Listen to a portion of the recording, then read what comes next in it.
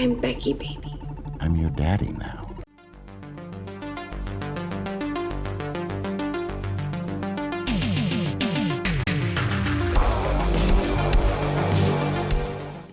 Hi, this is the Professional Amateur Hour coming to you with another review.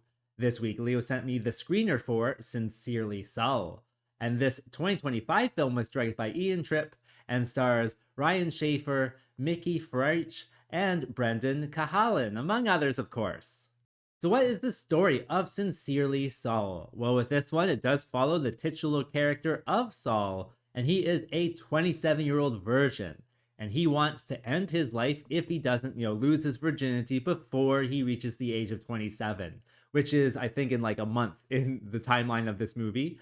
And so it's just about him kind of living at home with his grandmother, interacting with his grandmother, going to groups, making a friend. And, that's kind of what it's all about. What will happen, though? Well, for that, you gotta watch the movie and find out. All right, so what can we say about this movie? Well, with this one, I actually kind of got into it at the beginning because I realized what I was watching and then I couldn't believe, what it was. It is, again, like this 27-year-old virgin guy. So he's like a part of the Incel community, which is like involuntary celibate. And he actually goes to Incel support groups. They don't quite call it that, but that's kind of what it is. And so it's kind of like a very, I would say, unique perspective that way. I haven't seen a movie about, this type of perspective in a while now. And so just watching it, was like, oh my gosh, this is what it's about. That's just kind of shocking. And, I was like, okay, let's see how weird it can get. Let's see how strange it can get. But it does try for some humor. It tries to be very black humor. I would even say morbid humor. After all, it kind of opens with him hanging himself. But of course, the rope breaks, of course. But it just opens on that scene and you're like, what the heck is this? And then once you realize, what it's about some incel guy trying to, just live his life and what life he actually lives, right? So it's just one of those things that I was just shocked with how, unique it was, or at least the topic is quite unique. And so, yeah, I was certainly shocked into interest, at least at the beginning. And after my initial shock, there were certainly things that, I enjoyed about Saul. I just kind of enjoyed certain aspects of his life. Like he's going to the support groups, and I enjoyed the support group scenes. He makes a friend and, invites his friend over to his house. I enjoyed all the stuff with the friend. And so there certainly are elements that you can go along with Saul that, will keep you going. And that brings me to what doesn't work with this film. Well, ultimately, having watched it, there's very little conflict in it. Like I told you, he wants to, lose his virginity, but at the same time, he does nothing to try to do that.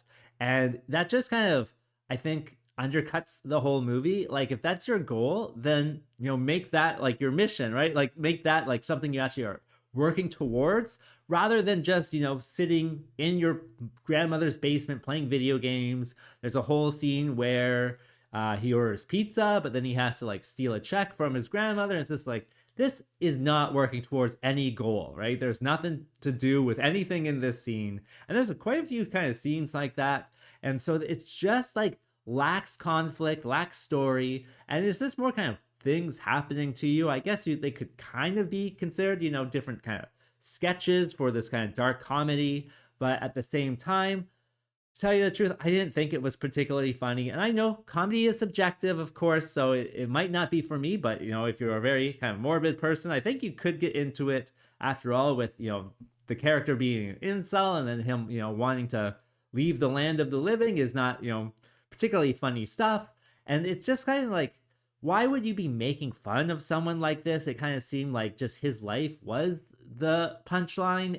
And it just didn't feel good to laugh at this guy at some points. And, ultimately, I wasn't laughing, right? If it's not feeling good to laugh, I'm not laughing. So, yeah, that also certainly does take away from it all.